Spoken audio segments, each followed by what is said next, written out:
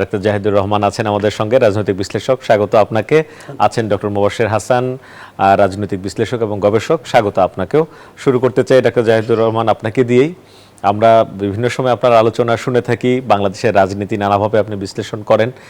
আজকের যে এই দিনটি, তারেক রহমান এরই মধ্যে এসেছেন, তিনি লন্ডন থেকে সিলেট ওসমানী বিমানবন্দরে অবতরণ করেছেন, সেখানে অপেক্ষমান আছেন। কিছুক্ষণ পর ফ্লাইটটি আবার আসবে। রাজধানীতে যে মানুষের জোয়ার, নেতাকর্মীদের মধ্যে যে উচ্ছ্বাস, এবং তিনি যে এই যে সেই 2018 সাল থেকে দলের ভারপ্রাপ্ত চেয়ারম্যান হওয়ার পর, বেগম খালেদা জিয়া কারাবরণ করার পর এই সময়টি পর্যন্ত দলকে পরিচালনা যেভাবে করেছেন, করে এই পর্যায়ে নিয়ে আসে এবং সামনে একটি নির্বাচনের সর্বাত্মক প্রস্তুতি, কিভাবে ব্যাখ্যা করবেন তারেক রহমানের এই দেশে ফেরাটাকে আজকের? ধন্যবাদ আপনাকে। মানে এই যে উচ্ছ্বাসের কথা বললেন, নেতাকর্মীদের উচ্ছ্বাস অনিবার্যভাবেই বেশি হবে, তারা দীর্ঘদিন অপেক্ষা করছিলেন। কিন্তু তারেক রহমানের প্রত্যাবর্তন, তারেক রহমানের বাংলাদেশের রাজনীতির মাঠে অ্যাক্টিভলি থাকা, আমি এটা আসলে ঠিক তার দল বিএনপির জন্য ইম্পর্টেন্ট, তাদেরই উচ্ছ্বাস হবে এটা মনে করি না। আমি ব্যক্তিগতভাবে এমন মানুষকে চিনি যারা এই দলটা করেন না, কিন্তু তারাও খুবই খুশি হয়েছেন তিনি আসায়। বলছেন যে আরো আগে আসা দরকার ছিল। নিশ্চয়ই এটা বলছেন, কিন্তু তার কাছে আমাদের চাইতে অনেক বেশি তথ্য আছে, তার অনেক কিছু ম্যানেজ করতে হয়, সেটা একটা ইঙ্গিতও তিনি দিয়েছিলেন। Everything has been done finally, এটা একটা খুবই ভালো ব্যাপার। কিন্তু যে কথাটা বলছিলাম, তারেক রহমান আসলে এখন ঠিক তার ভালো থাকা, তার ভালো দায়িত্ব পালন করা, তার দলের দায়িত্ব পালন করা এখন ঠিক আর আমাদের ওই বিএনপির লোকজনের জন্য দরকার ব্যাপারটা এইরকম না। ইনফ্যাক্ট আজই প্রথম আলোতে আমার একটা কলাম পাবলিশ হয়েছে, সেখানে আসলে আমি এই কথাটাই বলতে চেয়েছি। আমি একটু যোগ করি, আপনি পেছনের অংশ বললেন, পেছনের অংশ থেকে আসি।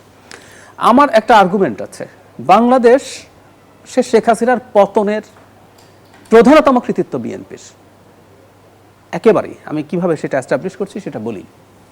শেখ হাসিনার প্ল্যান ছিল আমাদের কাছাকাছি একটা দেশের এক ডিক্টেটর, ওটাও parliamentary system, Cambodia. Sheikh Hasina আসলে হুন সেন হতে চেয়েছেন। হুন সেন কি করেছেন, উনি 26-27 বছর ক্ষমতায় থাকলেন নিজে থেকে, এই 23 সালে তার ছেলে হুন ম্যানেটের কাছে ক্ষমতা ব্যাটন তুলে দিয়েছেন। শেখ হাসিনার প্ল্যান তো তাই ছিল, উনি যতদিন বেঁচে থাকবেন বা একেবারে অথর্ব দুর্বল হয়ে পড়লে তারপর তার সন্তান, বোন বা যে কারো কাছে দিয়ে দেবেন। তো শেখ হাসিনা এটা পারলেন না, কিন্তু হুন সেন পারলেন। কেন? দলেও তিনি সেটি প্রতিষ্ঠা করেছিলেন, যতদিন বেঁচে থাকবেন একদম সভানেত্রী থাকবেন। কিন্তু উনি পারলেন কেন আর শেখ হাসিনা পারলেন না কেন? এটা আমার আর্গুমেন্টটা হচ্ছে, 2013 সালের নির্বাচন হয় ক্যাম্বোডিয়াতে। তার আগে দুটো পার্টি একত্র হয়ে ক্যাম্বোডিয়ান ন্যাশনাল রেস্কিউ পার্টি তৈরি করে, এবং খুব ইন্টারেস্টিংলি ক্যাম্বোডিয়াতে একটা ফেয়ার, মানে বাংলাদেশের হাসিনার নির্বাচন চিন্তা করলে অবাক হব আমরা, ওই নির্বাচনে খুব কাছাকাছি চলে যায় হুন সেনের পার্টির। ওরা হুন সেনের পার্টি সরকার গঠন করে, 68 সিটস, ওরা 55 পায়। এটা দেখে হুন সেনের মাথা নষ্ট হয়েছে, না এই দলটাকে তো টিকতে থাকতে দেওয়া যাবে না। সো 17 সালে এসে, 18 সালে নেক্সট নির্বাচন, 17 সালে এসে সে করে কি, ওই পার্টি যিনি প্রধান আছেন তাকে গ্রেফতার করে রাষ্ট্রদ্রোহিতার অভিযোগে, এবং আদালতের মাধ্যমে রায় দিয়ে ওই পার্টিটাকে ব্যান করে দেয়। এরপর ওই পার্টিটা ভেঙে যায়। ওরা কার্যকর প্রতিরোধ, আমি জায়গাটায় আসতে যাচ্ছি, কার্যকর প্রতিরোধ গড়ে তুলতে পারেনি। যেহেতু পারেনি, এর পরের নির্বাচনে 18 সালে হুন সেনের পার্টি 125টা সিটের 125টাই পেয়েছে। তারপরে 23 সালের নির্বাচনে আমাদের এখানে যেরকম বিনা প্রতিদ্বন্দ্বিতা 158টা, একদম। এরপর 23 সালে এসে তার একটু খারাপ লাগলো, কেমন দেখায় সব সিট জিতলে, তো 5টা সিট আবার অন্যদেরকে ছেড়ে দিয়েছে। তো যে কথাটা বলছিলাম, বাংলাদেশে শেখ হাসিনা ঠিক এই তরিকারই চেষ্টা করেছে। এটা শেখ হাসিনা হুন সেন না, যেই ডিক্টেটর হতে চায় সে করে কি, বিরোধী দলকে ভেঙে ফেলতে চায়। শেখ হাসিনা এটা পারে নাই, বিএনপি ভেঙে পড়ে নাই। বিএনপিকে লোভ দিয়ে, টর্চার করে, গুম করে, এক্সট্রা জুডিশিয়াল কিলিং করে, মামলা করেও বিএনপিকে ভেঙে দেওয়া যায় না। এবং বিএনপি ক্রমাগত শেখ হাসিনাকে চ্যালেঞ্জ করে গেছে, করতে আসলে শেখ হাসিনা কোনোদিন কমফোর্টেবল হয়নি। আর জুলাইতে এসে এবার সবার সামষ্টিক যে লড়াই, এখানে একেবারে আপসহীন অবস্থায় বেগম খালেদা জিয়া নিশ্চিতভাবে ছিলেন, এবং এই অসুস্থ, আরেকটু যোগ করবো আমরা, উনি ছিলেন, কিন্তু একটা পর্যায়ে তো এককভাবে নেতৃত্ব জনাব তারেক রহমানের হাতে চলে গেল যখন তিনি জেলে গেলেন। এরপর তার শারীরিক অবস্থা এমন ছিল যে তিনি আসলে আর পেরে ওঠেননি।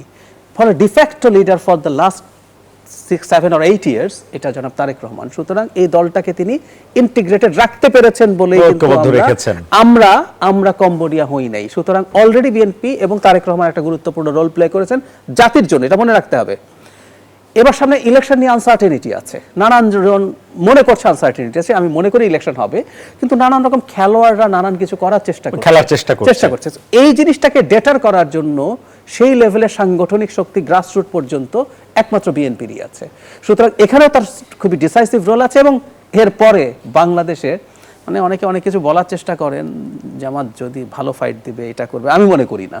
সো বিএনপি বেশ কমফোর্টেবলি জিতবে বলে আমি মনে করি। সো উনি প্রধানমন্ত্রী হতে যাচ্ছেন, সুতরাং উনি প্রধানমন্ত্রী যেহেতু হতে যাচ্ছেন, উনি ভালো করছেন, এটার সাথে আপনার আমারও না ভাগ্য জড়িয়ে গেছে। উনি যদি ফেল করেন, উনি যদি খারাপ করেন, দিনের শেষে আমরা ভালো থাকবো না, এবং এটা আমাদের স্টেবিলিটির জন্য ক্ষতিগ্রস্ত হবে। কারণ একটা যেটা ঘটে, একটা স্বৈরাচারী সরকারের অধীনে দীর্ঘদিন থাকার ফলে স্টেটের স্ট্রাকচারটা ভেঙে যায়।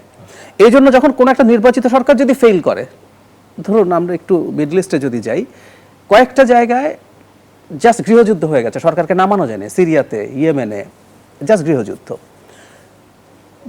তিউনিসিয়াতে এবং মিশরে নির্বাচন হলো, কিন্তু সরকার স্টেবল হয় নাই। তাতে কি হলো? একটাতে সামরিক শাসন আসলো, আরেকটাতে এমন একজন শাসক আসলেন যিনি প্রায় অথরিটারিয়ান। তো সেই কারণে জনাব তারেক রহমানের ফিরে আসা এই দেশ এবং জাতির জন্য গুরুত্বপূর্ণ, আমি এভাবেই বলতে চাই। আবার আসবো আপনার কাছে, আরো শুনবো আপনার কাছে। ডক্টর মুবাশ্বের হাসান, আপনার কাছে আসতে চাই। উনি বলছিলেন যে কেন তারেক রহমান তার ফিরে আসাটা মানে এতটা গুরুত্বপূর্ণ, এবং বলেছেন যে এখন যে পরিস্থিতি, এই পরিস্থিতিতে আসলে ওনার বিকল্প এই মুহূর্তে নেই। উনি অন্য রাজনৈতিক দলগুলোর উদাহরণও টেনেছেন। আপনার কি মনে হয়, তারেক রহমান এবং বিএনপি তো অন্য রাজনৈতিক দলগুলোকে সঙ্গে নিয়ে কিন্তু স্বৈরাচার প্রতিরোধ বা ফ্যাসিবাদ বিরুদ্ধে আন্দোলনও করেছে? না, অবশ্যই আমি ডক্টর জাহাজ সাহেবের সাথে পুরোপুরি একমত। আমি তিনটা উদাহরণ দিয়ে শুরু করব। এক নম্বর হচ্ছে, আপনি কয়েকদিন আগে দেখেছেন তারেক রহমানের কঠিনতম সমালোচক দুইজন সম্পাদক, মাহফুজ আনাম এবং মতিউর রহমান, উনারা নিজেরাও কিন্তু এই প্রথমবারের মতো পাবলিকলি স্বীকার করেছেন যে তার ফেরত আসাটা জরুরি। এটা কিন্তু এক ধরনের মানে পলিটিক্যাল সিগনিফিকেন্স প্লে করে, যে বোঝা যাচ্ছে যে উনার আসার সাথে দেশের ল অ্যান্ড অর্ডার সহ বিভিন্ন যে অস্থিতিশীলতা আছে সেই জায়গাটাতে উনি একটা গুরুত্বপূর্ণ ভূমিকা রাখবেন বলে সবাই আশা করছেন। সেকেন্ড উদাহরণ হচ্ছে, আজকে আসা পড়তে প্রচুর মানুষ, আমার ড্রাইভার আমাকে বলতেছে, ওর কিন্তু রাজনীতি করে না, আমার ড্রাইভার বলতেছে ভাই আজকে তো ঈদের দিনের মতো লাগতেছে, একদম মনে হচ্ছে যে সবাই মানে মানে সকাল থেকে উঠে উঠে দৌড়ায় যাচ্ছে একটা জায়গায়। এবং এই জিনিসটা কিন্তু বুঝাই যাচ্ছে যে উনি কিভাবে সাধারণ মানুষের মধ্যে একজন জাতীয় নেতা যেরকম শুধুমাত্র দলের মধ্যে আবদ্ধ না থেকে তার যে ইমেজটা, এটাকে আপনার জাতীয় পর্যায়ে ছড়িয়ে দিতে পেরেছেন। ইভেন আপনি এটাও দেখেছেন ফেসবুকে, যে যারা ছাত্র আন্দোলন করেছে, জুলাই আন্দোলনের যারা নেতা, তারাও কিন্তু তারেক রহমানের সাথে আপনার মিটিং করেছে, জুম মিটিং করেছে, ছবিও কিন্তু আমরা দেখেছি। অ্যান্ড 3 নম্বর হচ্ছে, আমি আপনাকে শুধু একটা উদাহরণ দিব, আমি নিজেও 7 বছর দেশে আসতে পারি না। আমি গত বছর নভেম্বর মাসে প্রথম 7 বছরের মধ্যে শেখ হাসিনা চলে যাওয়ার পরে প্রথমবারের মতো এসেছিলাম। ওই সময় বাইরে থেকে আমরা যেটা দেখেছি, তারেক রহমান কিন্তু শুধুমাত্র দলের মধ্যেই এই যে প্রতিরোধের যে বিষয়টা ফ্যাসিজমের বিরুদ্ধে, ওটার মধ্যেই সীমাবদ্ধ ছিলেন না, উনি বিভিন্ন লোকজনের সাথে, একেবারে ছোট স্টেক হোল্ডারের সাথেও তিনি একদম জাহেদ ভাইয়ের সাথে রিচ করেছেন, আমার কাছে রিচ করেছেন। এইটা কিন্তু আপনার একটা দূর ভীষণ সম্পর্ক একজন মানুষ। এবং আমরা দেখেছি কোন একটা ওয়ার্ড কমিটির নেতাকে হঠাৎ করে উনি ফোন করে বসেছেন। হ্যাঁ, ওয়ার্ড কমিটি তো উনি করবেনই, উনি রাজনৈতিক নেতা, বাট এটার বাইরেও উনি অনেক রিচ করেছেন এবং মানুষের সাথে পার্সোনাল রিলেশনশিপ এস্টাবলিশ করেছেন। সো এই দিক থেকে আমি মনে করি যে এটা অত্যন্ত গুরুত্বপূর্ণ আমাদের জীবন দশায়। আমরা যারা আপনার 80s-এর জন্ম এবং বড় হয়েছি, এইরকম সিগনিফিক্যান্ট পলিটিক্যাল ইভেন্ট বোধহয় আমরা মানে দেখি নাই। জুলাই আন্দোলনের পরে যে একটা দেশ একটা অনিশ্চয়তার মধ্যে দিয়ে যাচ্ছেন এবং সবাই আশা করে আছেন যে একজন ব্যক্তি উনি দেশকে কিছুটা নিশ্চয়তার দিকে নিয়ে যাবেন। দিস ইজ এক ধরনের ঐতিহাসিক মুহূর্ত, অবশ্যই ঐতিহাসিক মুহূর্ত। এবং এই ক্ষেত্রে আরেকটা ফাইনাল জিনিস বলতে চাই আপনাকে, সেটা হচ্ছে যে বাংলাদেশে প্রচুর মানুষ কিন্তু নির্যাতনের শিকার হয়েছে, ঘরে বাইরে। আপনার প্রতিবেশী কাউকে না কাউকে আপনি পাবেন যে হয় যার ফ্যামিলির কেউ গুম হয়েছে, কেউ টর্চার হয়েছে শেখ হাসিনার আমলে, কিংবা কেউ বছরের পর প্রতিটি পাড়া মহল্লায় এরকম মানুষ পাওয়া যাবে। এবং তারা এক ধরনের ফিয়ারের মধ্যে ছিল, একটা ভয়ের মধ্যে ছিল। এই যে ভয়ের সংস্কৃতি, রাজনৈতিক ভয়ের সংস্কৃতি, আজকে আমরা দেখতেছি কি এক ধরনের সেলিব্রেশন এবং জয়ের সংস্কৃতিতে ট্রান্সফর্ম হয়েছে, রূপান্তরিত হয়েছে। এই জিনিসটা আমাদেরকে, আমি অ্যাটলিস্ট এটা অ্যাকনলেজমেন্টের একটা ব্যাপার আছে, এবং আশা রাখছি যে সামনে ওনার যে চ্যালেঞ্জগুলা, যেগুলা কিছুটা অনেকগুলা চ্যালেঞ্জ থাকবে, ওগুলা উনি ভালোভাবেই হ্যান্ডেল করতে পারবেন। এর মধ্যে 1 নম্বর চ্যালেঞ্জ আমি মনে করি যে বাংলাদেশের যে ভোটিং কনস্টিটিউয়েন্সি, এই যে জেন জি, তাদের কাছে তাকে রিচ আউট করতে হবে ইফেক্টিভলি।